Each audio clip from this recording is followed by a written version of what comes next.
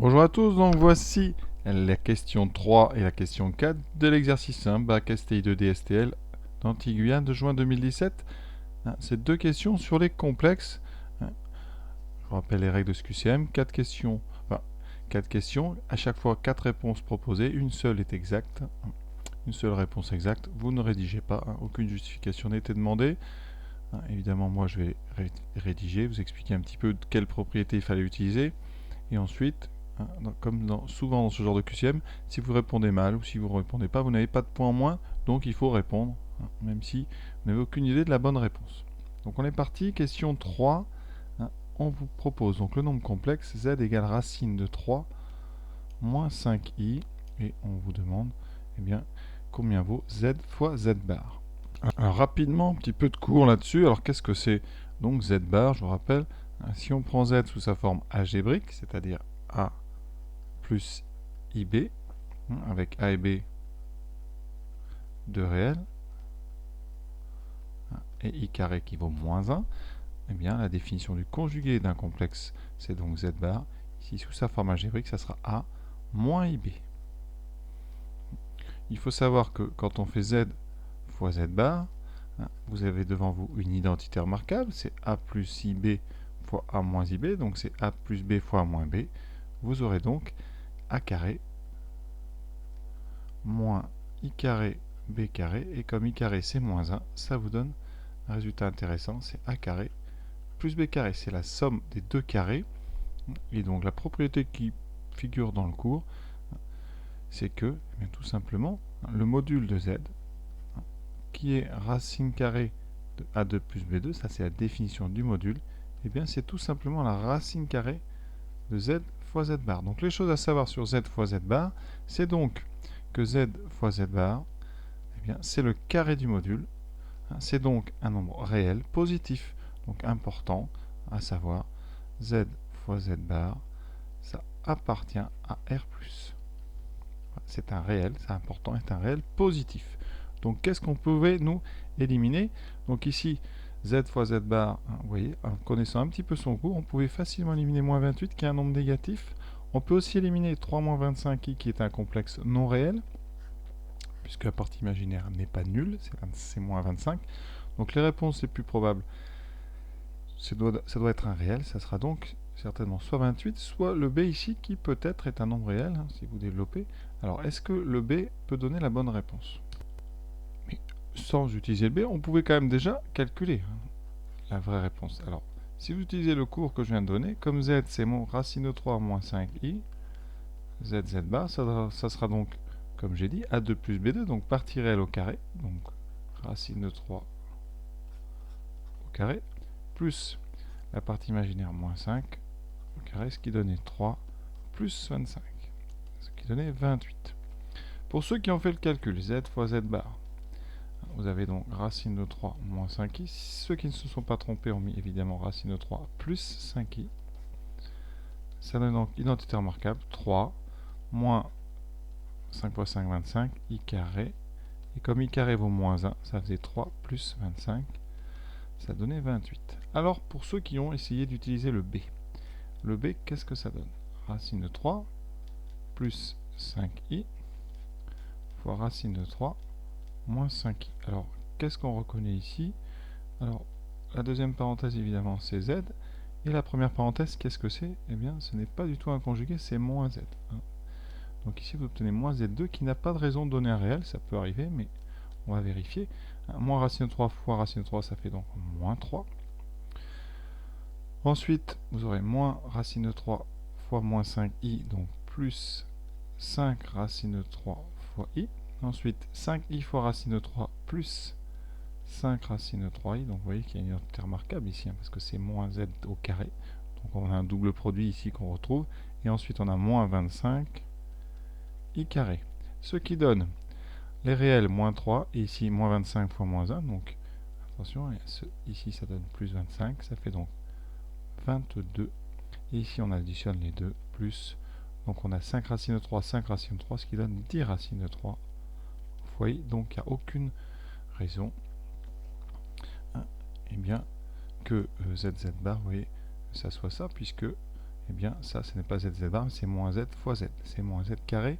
Et comme on avait trouvé ici avec z bar, on a trouvé 28 de deux méthodes différentes. Donc forcément, la réponse, c'est la D. Et donc, ça ne peut pas être la B. Donc voici pour la question 3. Bon, il y avait peut-être beaucoup plus de choses à dire qu'à faire. Évidemment, je crois que la plupart, vous aurez tout de suite bien calculé z fois z bar. Vous aurez trouvé 28 sans forcément rentrer dans les détails de cours. Mais à retenir, le produit z bar, c'est un réel positif, c'est le carré du module. Donc voilà pour la question 3, on passe à la 4. Dans la question 4, on nous parle de forme donc exponentielle. Alors je vais vous rappeler rapidement ce que c'est encore. Et vous avez un complexe qui est sous sa forme algébrique. Il faut le mettre sous sa forme exponentielle. Alors, le cours. Alors les trois formes d'un complexe, la première, c'est la forme algébrique, a plus ib avec a et b réel et i carré qui vaut moins 1.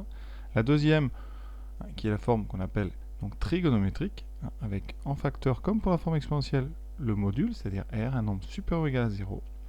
Et en deuxième partie, pour la forme trigonométrique, on a cos θ plus i sinus θ.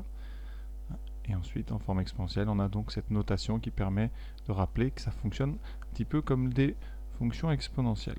Alors, ici, on nous donne la forme algébrique et on vous demande en fait quelle est la forme exponentielle. Vous avez deux façons de faire. Soit vous partez des résultats, soit vous partez du complexe qu'on vous donne sous sa forme algébrique. Alors, si vous partez du complexe, il va falloir calculer son module parce que ici, le fameux R qui est devant, c'est le module de votre complexe.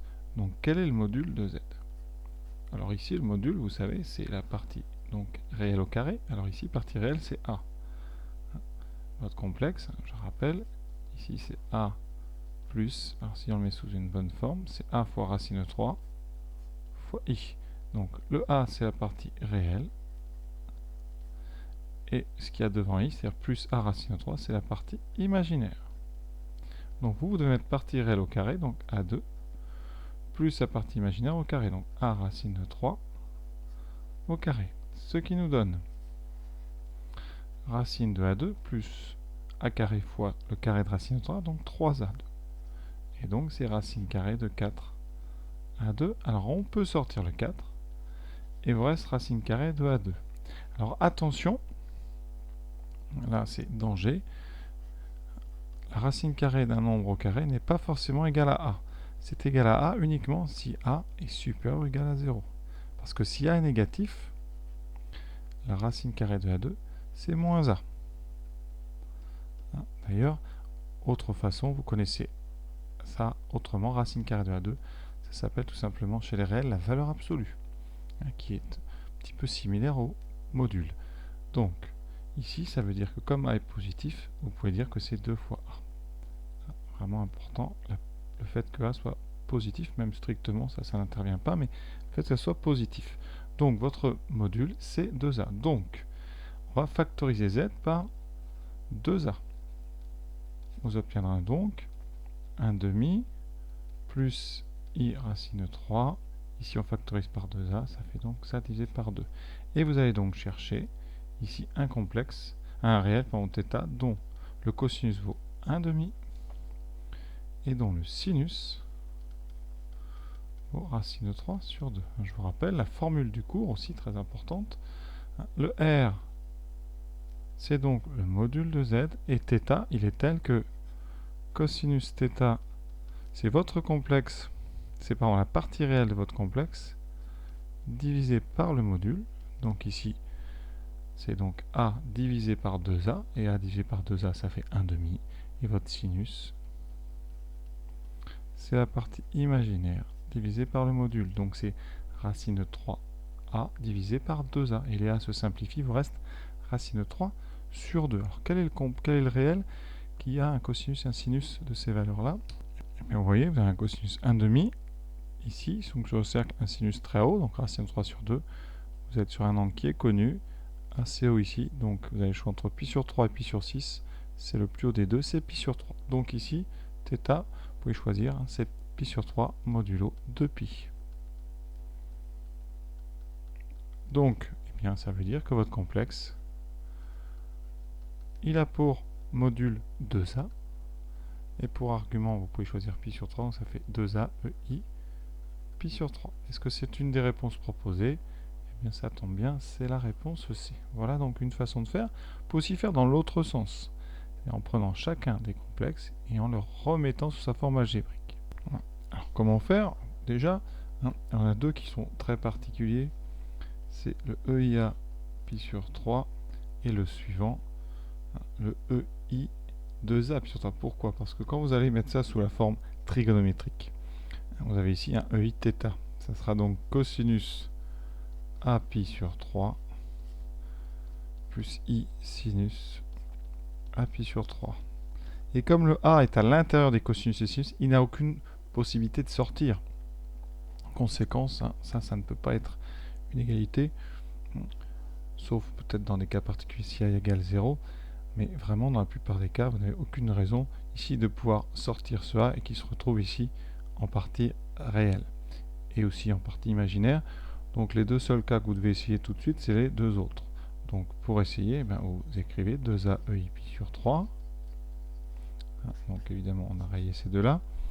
Ensuite, vous faites 2A, vous mettez la forme trigonométrique, donc cosinus pi sur 3 plus I sinus pi sur 3. Et vous voyez là, on connaît cosinus pi sur 3, on a dit tout à l'heure, c'est 1/2. Sinus pi sur 3, c'est racine de 3 sur 2. Vous développez, et ça donne 2A fois 1/2, donc 2A sur 2, ça donne A, plus I fois A, racine de 3, les deux se simplifient. Conséquence, ça donne bien le complexe qu'on nous annonçait. Pour le D, si vous avez testé le D, ça fait 2A EI 2 pi sur 3. Ça fera donc 2A fois cosinus 2 pi sur 3 plus I sinus 2 pi sur 3. Alors 2 pi sur 3, on va faire ça rapide. Vous faites un cercle. Voilà. 2 pi sur 3. Alors là, il n'est pas vraiment beau ce cercle. Je vais en faire un plus beau quand même. Voilà. Alors, tout à l'heure, on avait placé. Donc on a mis 1/2. Voilà. On avait dit pi sur 3. 2 pi sur 3, c'est en face. En face à gauche, ici, la différence, c'est qu'au niveau du cosinus, vous avez pas 1/2, mais moins 1/2. Donc ici, quand vous allez développer, vous aurez donc 2A fois moins 1/2 plus I racine de 3 sur 2. Et quand vous développez, vous aurez tout simplement moins A plus IA racine de 3. Donc c'est pas exactement le bon. Il y a un moins que vous n'avez pas ici. Donc vous pouviez éliminer celui-là. Voilà, alors on peut aussi essayer comme ça, quand il y a des lettres ici, de remplacer par exemple A par 0 et pour voir déjà si ça élimine certains complexes. Si par exemple vous testez A égale 0, ça peut vous aider parfois. Et bien qu'est-ce que ça donne? Votre complexe Z vaut 0.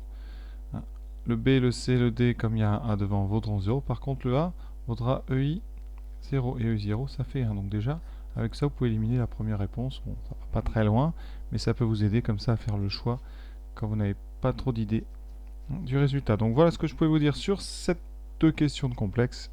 J'espère que ça vous a plu. À bientôt.